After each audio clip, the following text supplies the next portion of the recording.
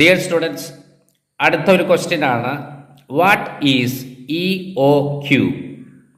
അതിൻ്റെ it stands for economic order quantity.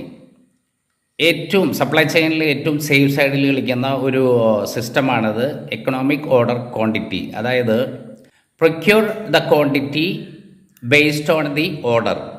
അതായത് ഒരു 100 കാട്ടൺ ഓർഡർ ഉണ്ടെങ്കിൽ ആ 100 കാട്ടൺ ഓർഡർ ചെയ്യുക, അത് സപ്ലൈ ചെയ്യുക. അതൊരു സേഫ് സൈഡ് ഗെയിമാണ് അത് ആക്ച്വലി. അതിൻ്റെ ഒരു ഗുണം എന്ന് വെച്ചിട്ടുണ്ടെങ്കിൽ വെയർ ഹൗസിൽ വന്ന്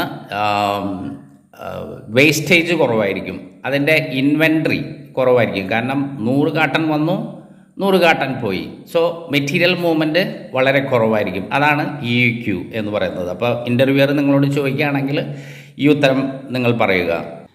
അടുത്തൊരു ചോദ്യമാണ് വാട്ട് ഈസ് പർച്ചേസിങ്, അല്ലേ? നേരത്തെ പറഞ്ഞ പോയിന്റിലേക്ക് വന്നു. പ്രൊക്യൂർമെൻ്റ് ഉണ്ടായിരുന്നു, ഇപ്പോൾ പർച്ചേസിങ്ങിലേക്ക് വന്നു. എന്താണ് പർച്ചേസിങ് കൊണ്ട് അർത്ഥമാക്കുന്നത്? Very simple. നേരത്തെ പറഞ്ഞതിന് തിരിച്ചിടുക.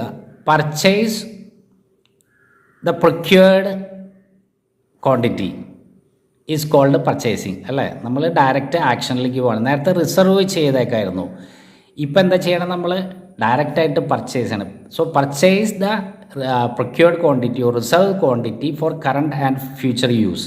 That's it. അതിനൊരു ചോദ്യം അങ്ങനെ ചോദിച്ചു കഴിഞ്ഞിട്ടുണ്ടെങ്കിൽ നിങ്ങൾക്ക് അത് മനസ്സിലാക്കുക. അപ്പോൾ അതിൻ്റെ ഡിഫറൻസും നിങ്ങൾക്ക് മനസ്സിലാവും. What is the difference between procurement and purchasing എന്ന് പറയുന്നത്. ഓൾറൈറ്റ് സ്റ്റുഡൻസ്, നിങ്ങൾ ഈ ക്വസ്റ്റിനെയേഴ്സ്, ലോജിസ്റ്റിക്സ് ഇൻ്റർവ്യൂ ക്വസ്റ്റ്യൻസ് ആൻസേഴ്സ് നിങ്ങൾ വാച്ച് ചെയ്യുക, നിങ്ങൾ ഫോളോ ചെയ്യുക. അതുപോലെ പരമാവധി ലോജിസ്റ്റിക്സ് പഠിക്കുന്ന അല്ലെങ്കിൽ +2 അല്ലെങ്കിൽ ഡിഗ്രി പഠിക്കുന്ന നിങ്ങളുടെ ഫ്രണ്ട് സർക്കിളിൽ നിങ്ങൾ ഷെയർ ചെയ്യുക. ഇനി വരുന്ന ഒരു എറ അല്ലെങ്കിൽ ഒരു കൊല്ലങ്ങൾ എന്ന് പറയുന്നത് ലോജിസ്റ്റിക്സിന് വേണ്ടി മാത്രമാണ്. അത് ഓൾറെഡി ഞാൻ എൻ്റെ ഇൻട്രഡക്ഷൻ വീഡിയോയിൽ ഞാൻ പറഞ്ഞു കഴിഞ്ഞു. So please do follow and share my videos.